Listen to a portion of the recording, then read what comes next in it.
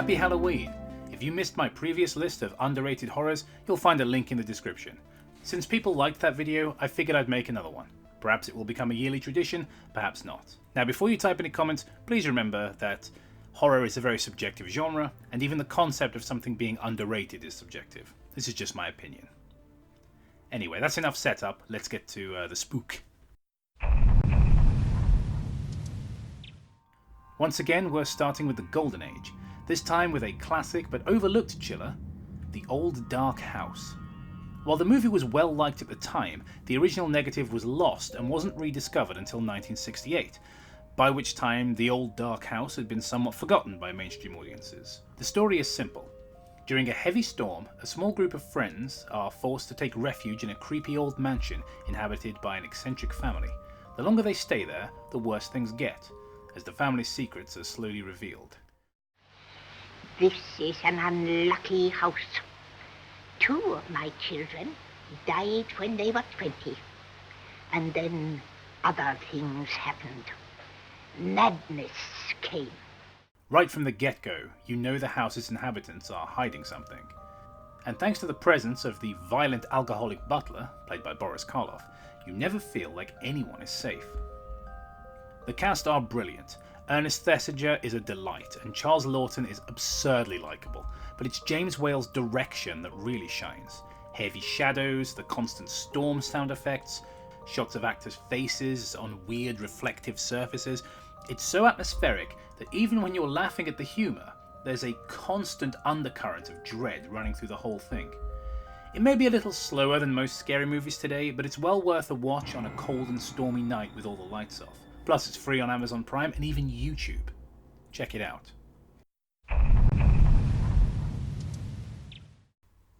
We're jumping forward to the 80s now, with the only video nasty to be nominated for the Cannes Film Festival's highest honour, the Palme d'Or. Possession is a beautifully shot and insanely well acted film about the breakdown of a marriage and destruction of a family, with a gross tentacle monster, surreal events, and mysterious doppelgangers all thrown into the mix, all against the looming oppressive backdrop of the Berlin Wall. Now, a lot of fuss has been made over the years regarding Isabelle Adjani's fearless and powerful performance in the lead, and rightfully so. She is absolutely brilliant, but Sam Neill is also spectacular in a performance that is often overshadowed by his co-star, at least in the eyes of critics. Now, while movie buffs have given this film a well-deserved cult following fairly recently, it has flown under the radar of mainstream audiences since its release, partly due to it getting banned in countries like the UK for many years. Now, I'm wholly against the banning of any film, but I must point out Possession is not for the faint of heart. It is a violent, visceral, and uncomfortable watch at times. In spite of how truly bizarre it can get, the film confronts very real themes and shows people at their lowest and most destructive. Don't let that stuff put you off though. The film is fascinating to watch, and the best way to watch it, in my opinion, is the Blu-ray release from Second Sight. It's a beautiful restoration that looks almost as good as a 35mm print. Sticking with movies that have gained a cult following, Lake Mungo has to be one of the greatest examples of a sleeper success.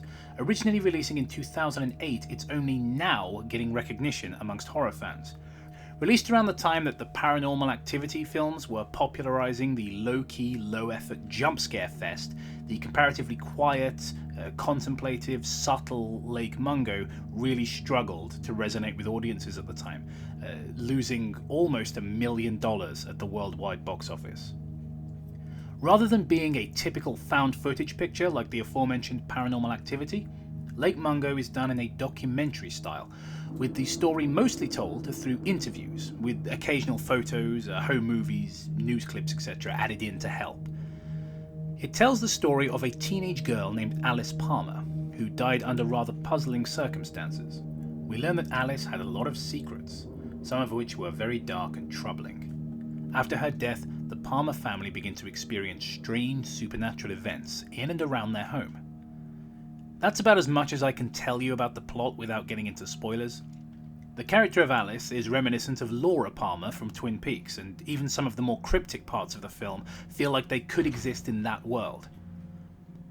A lot of fans have described Lake Mungo as very scary or the scariest film they've seen in years, and while I don't personally share that opinion, I still thoroughly recommend this obscure gem for its superb acting, twisty turning story, and tremendously unsettling mood.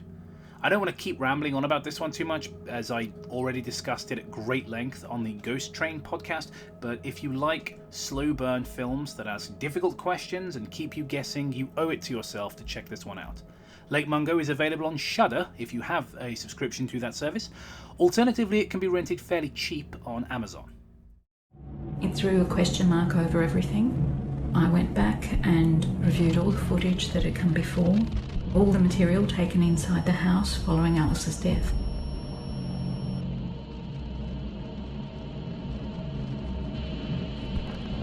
It was while I was looking at Matthew's June 13 hallway material again that I noticed something in the image. There was a second figure, not Matthew in the hallway, but someone else, squatting in the dark in Alice's room. At first I thought it was Alice.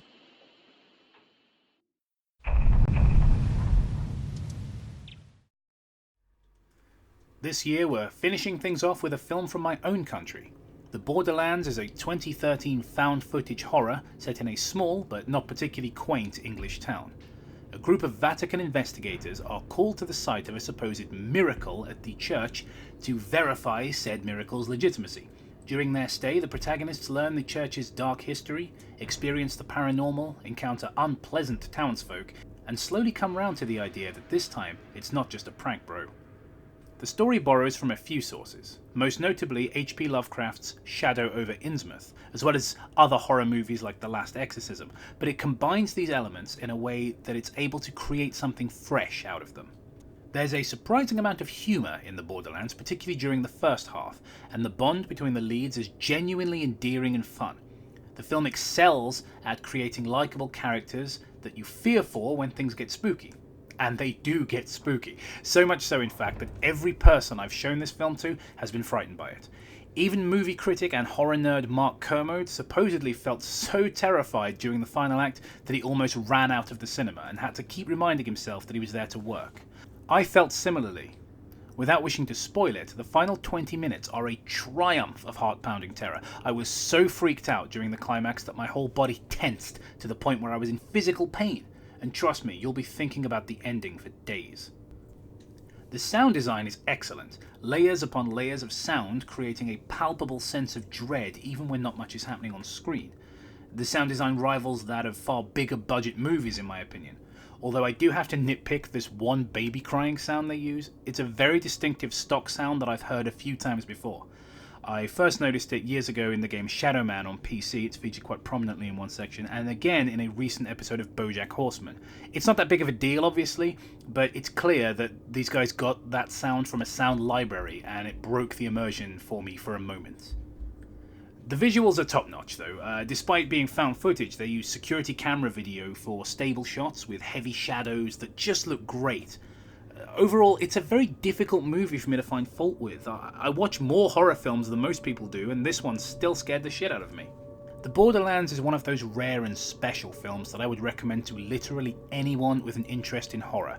It's available for free on Amazon Prime, and with a runtime of 89 minutes including credits, you don't have to schedule a whole evening to watch it.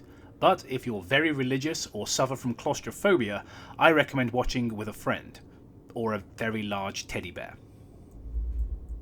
So, those are my picks for this year's video. Let me know what you thought of these films in the comments section below.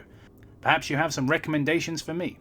Heck, if you post something I end up loving, it may well be included in next year's list if I do another one. Happy Halloween, I'll see you soon, and don't have nightmares.